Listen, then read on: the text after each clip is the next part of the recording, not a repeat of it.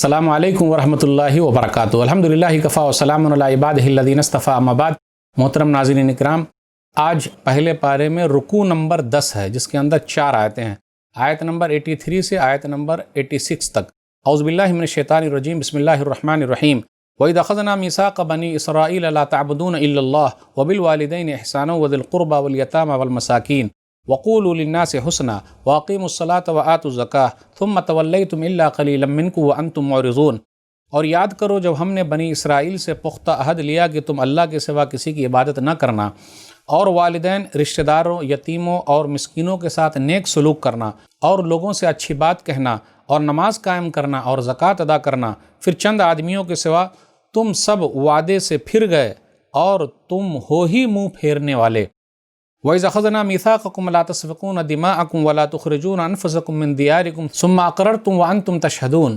اور یاد کرو جب ہم نے تم سے پختہ وعدہ لیا کہ آپس میں ایک دوسرے کا خون نہ بہانا اور اپنے لوگوں کو اپنے وطن سے نہ نکالنا، پھر تم نے اقرار کیا اور تم اس بات کے گواہ ہو۔ ثم انتم هؤلاء تقتلون انفسكم وتخرجون فريقا منكم من ديارهم تظاهرون عليهم بالاثم والعدوان وإن يأتوكم أسارى تفادوهم وهو محرم عليكم إخراجهم أفتؤمنون ببعض الكتاب وتكفرون ببعض فما جزاء من يفعل ذلك منكم إلا خزي في الحياة الدنيا ويوم القيامة يردون إلى أشد العذاب وما الله بغافل عما تعملون۔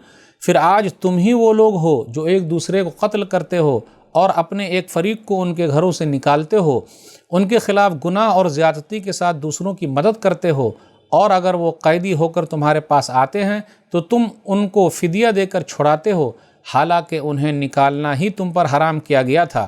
کیا تم کتاب کے بعض حصے پر ایمان لاتے ہو اور بعض کا انکار کرتے ہو؟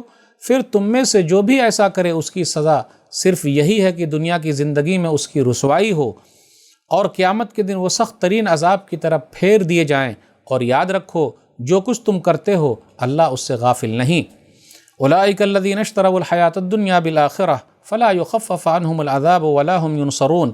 یہ وہ لوگ ہیں جنہوں نے آخرت کے بدلے دنیا کی زندگی خرید لی، پھر قیامت کے روز نہ ان سے عذاب ہلکا کیا جائے گا اور نہ ہی ان کی مدد کی جائے گی۔ والسلام علیکم ورحمۃ اللہ وبرکاتہ۔